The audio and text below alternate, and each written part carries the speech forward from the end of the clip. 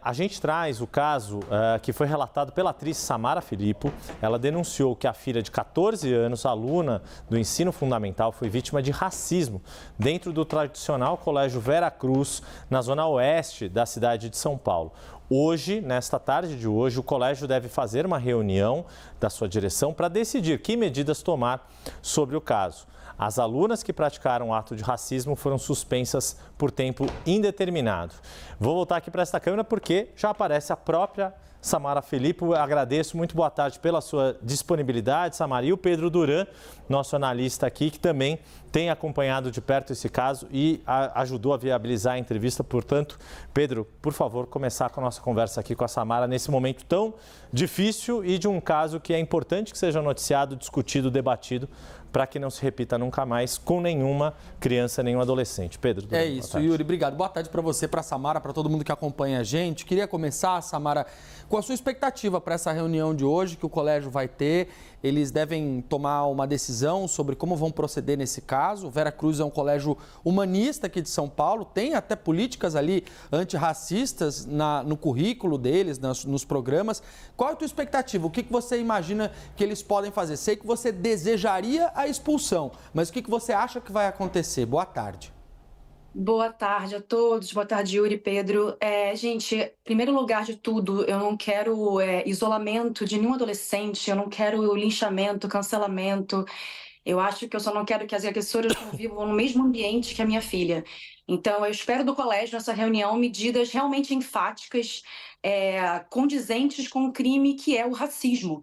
Então, se a gente sempre relativizar o racismo, ele vai ser sempre colocado para a segunda importância. E a minha filha é uma menina ainda privilegiada, estudando num colégio que tem políticas minimamente antirracistas, mas que se ficar só na palestra e no discurso, isso não vai levar a lugar nenhum. A gente está longe de medidas realmente que a gente veja uma erradicação do racismo. Então, isso acontece todos os dias com milhares de meninos e meninas pretas. Pois é, Samara, e no caso você tem duas filhas e pelo que eu entendi, as duas estudam na mesma escola, né? E o caso aconteceu com a sua filha mais velha, que já tem um pouco mais de recursos, uma adolescente de 14 anos, ainda que seja muito duro, muito difícil, e ainda mais como ocorreu esse caso, enfim, do caderno ter sido vandalizado e depois as agressões racistas escritas ali no caderno.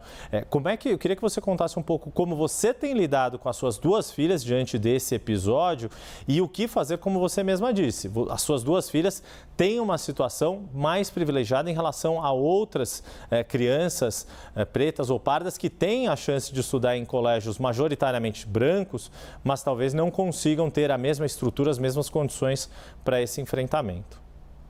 E vale a pena lembrar também aqui, Yuri, que esse barulho todo está sendo feito porque eu tenho um nome midiático e eu sou uma mulher branca. Muitas mães pretas passam por isso todos os dias e essa voz não ecoa como tem ecoado esse caso. Então, se é para eu estar aqui falando sobre isso, de pessoa branca para pessoas brancas, porque o racismo é um problema de nós, brancos, nós temos que dar um jeito nisso e resolver, que eu fale e faça barulho. Mas com as minhas filhas eu converso desde pequena sobre o mal que o racismo causa na sociedade, o que ele é, como ela precisa nomear, para ela poder se proteger também e poder intervir quando tiver algum caso acontecendo próximo dela. E esse debate ser levado para dentro de casa desde a infância de crianças brancas e pretas. Então eu converso muito com elas aqui, há diálogo desde sempre, tanto porque ela precisa estar atenta a todas as violências que ela ainda pode vir a sofrer na sociedade. Pedro.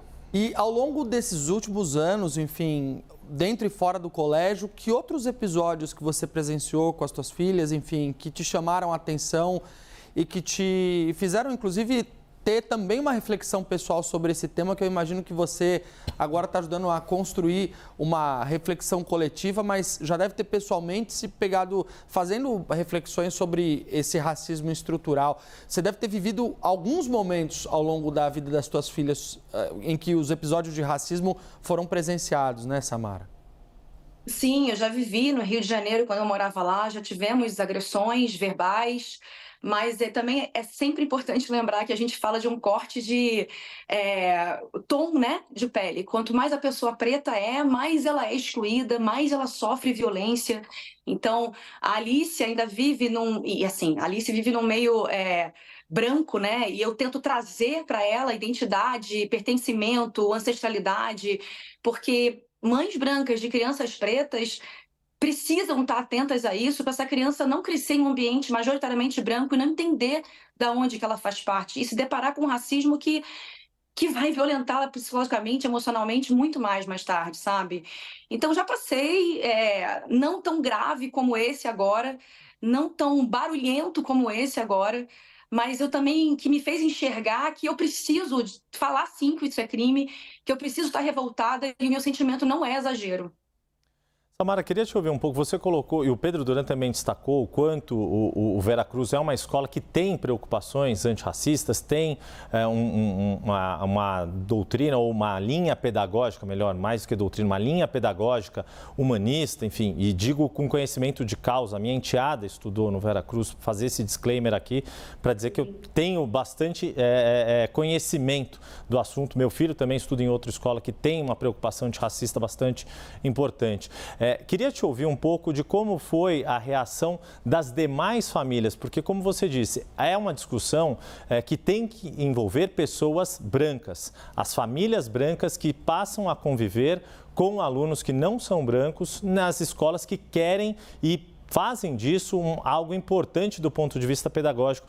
Queria que você me contasse um pouco para a gente como foi a reação, que tipo de acolhimento ou estranheza ou que tipo de reações foram vividas também por parte da comunidade escolar, porque, como você disse, não é só uma questão, é uma questão de todas as pessoas brancas que vivem nessa comunidade, da parte da escola. Sabemos quais são as diretrizes, mas como as comunidades, as famílias dos demais alunos e alunas reagiram a essa situação.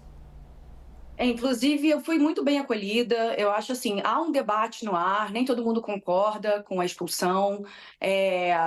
Inclusive, é muito bom deixar claro que eu não fui para a mídia imediatamente falar disso. Foi uma conversa entre nós, pais da comunidade, que vazou e eu perdi o controle.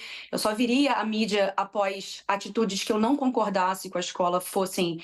E eu ainda estou esperando hoje, como vocês disseram, a gente tem uma reunião. A escola é contra a expulsão. E o debate está, né, no ar, vamos ver o que vai acontecer. Mas o Vera, sim, tem políticas antirracistas, mas que, ao meu ver, para uma menina, uma estudante que estuda lá, sei lá, há mais de 10 anos, ainda falha muito dentro do que ela propõe, sabe? Então, se está pouco, vamos fazer mais. Então, assim, fiscalizar se o ensino afro-brasileiro está sendo colocado em prática, ter políticas de cotas mais abrangentes, acolher esse menino, essa menina preta pela permanência na escola. Então, são diversos fatores que precisam ser... E que isso sirva de exemplo para outras escolas também, sabe? Não só para o Vera se firmar como uma escola cada vez mais antirracista, mas que outras escolas e todos os alunos e comunidades vejam isso como exemplo. Esse é o ponto, que a gente possa, enfim, ter mais e mais escolas e mais estudantes aprendendo que racismo é crime e que não vai ter passação de pano nem nada do tipo. Eu agradeço demais a disponibilidade e a sinceridade e a abertura da Samara Felipe para contar um caso que é difícil, mas, de novo, é um caso que precisa ser discutido por toda a sociedade. Agradeço também ao Pedro Duran por me acompanhar nessa entrevista. Uma boa tarde, que tenha o melhor desfecho possível nessa história, Samara. Que tenhamos todos, porque... Estamos aqui, estamos te ouvindo ainda, Samara. Oi, desculpa. Acredite, minha filha me ligando e eu esqueci de botar no... Bom sinal que ela também tá tocando a vida dela. Eu vou buscar a criança na escola. É isso. Vai lá encontrar com ela. Obrigada pelo espaço, gente. Obrigado mais uma vez, Samara Felipe. Obrigado, Pedro Duran, por me ajudar aqui a conduzir uma conversa que, de novo, não é fácil de ter, não é uma situação fácil de se discutir, mas que precisa ser discutida para que, quem sabe, um dia a gente tenha um Brasil, de fato, sem racismo. Por todos, absolutamente todos.